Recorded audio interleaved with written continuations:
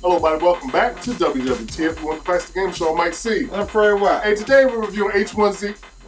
We're reviewing 7 Days to Die. It looks like H1Z1, but a little different. So, Fred, 7 Days to Die. Yeah, it was previously on the PC, got ported over to the Xbox One and P4. Okay. And as always, before we start talking about it, we always give it our rate. Mike, how many facts do you give this game? I give this game a 3 out of 5 facts for me.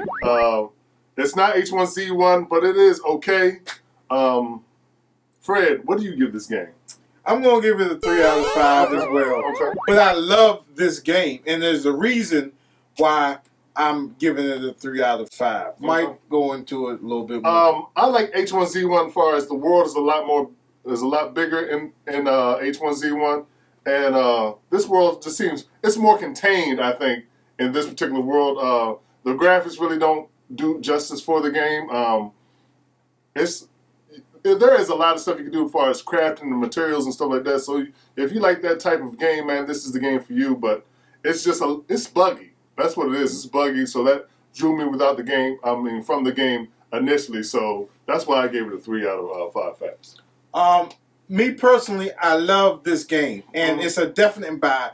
And the reason why I gave it a real low scoring is because of the bugs. But it's a game that I will play over Rainbow Six. It's a game I will play over probably anything that's coming out right now other than Resident Evil. The problem with this game is that when it got ported over from the PC, initially it was a 20-player game. Okay. Then there was a bug in it that brought it back down to 8 players. Now, if you're going to port over this game, you know, I would have built some type of server that was able to hold that amount of people. Right. Because we've had last-gen games that was actually on the Xbox 360 that held up to 120-something players. Yeah. You know, and this game can't even handle over 4 players. Now, it's not a real graphic intense game because it wasn't when it was on the PC. It's basically crafting, and it's not real heavily graphically intense. No, but not. I can't fault that because it looked the same way on the PC. Mind you, H1Z1 looks a whole lot better, and like you said, it's a bigger open world, and you know, these two games are different from each other. Okay. I wouldn't compare 7 Days to Die to H1Z1. I would probably compare DayZ to H1Z1 due to how many players can play the game. But other than that, you know, this is not a game that you can play alone because it gets rather mundane and boring.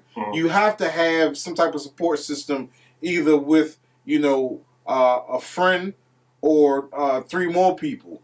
And it gets mundane when, you know, nobody else can join the session. Right. So nobody can't break into your stuff and steal you and kill you. And, you know what I'm saying, like they can on H1Z1 and DayZ. But other than that, you know, when you're trying to play this game, I would say 2 out of 5 games, you're going to have some type of connectivity issue. Other than that, once they get this game up and running and they work out the bugs, it's definitely going to be a 5 out of 5 for me. But right now, as it stands, it's only a 3 out of 5. Okay. And also, too, just to mention, the game is only $30. Yeah. And I think on Steam it's like $9. $9. So it's a good buy as far as with the amount. So you're not paying for a $60 game, you're paying for a $30 game and a $9 game on Steam. So hey, it might be a good look for you, man. So you guys can go check it out, man. Y'all be the judge. Yeah. I mean, if you can get it on either system, you're not really hurting yourself. If you get it on Xbox One or P4 or Steam, it's cheaper on Steam. But if you have more friends on the console versions, I would recommend you to get that. It doesn't take a powerful processor. The specs to run it on the PC version, you can run it with the i3 and bumping it up to the max settings. But, I mean, it's a fun, cool game, but I wish they would had more people that can get on the server and play this game like they did on the PC version. And that's another reason why I gave it a 3 out of 5, because there is no excuse for next-gen games if they're being ported over from the PC to diminish features. Yeah. You know what I'm saying? I agree. If the old-gen games can produce 100 and some odd players, I forget the name of the game, I think it was Flashpoint or something, but this game could hold 100 and some odd players on the Xbox One.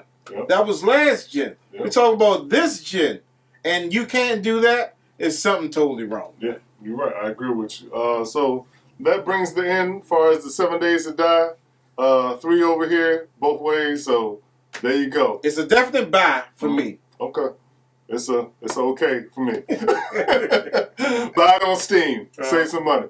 Like always, you guys can hit us up at thegamershow@gmail.com. Don't forget about that PlayStation VR wrap we got going on, as well as the Apple TV. So go ahead and donate. Yeah, please. And please remember to like, subscribe, and follow all our social media networks. Join our SteamOS community and our website community where you can get some free stuff. And we'll see you next time on WWTF. We want the facts. The Gamer Show. See you guys next time. Keep on watching.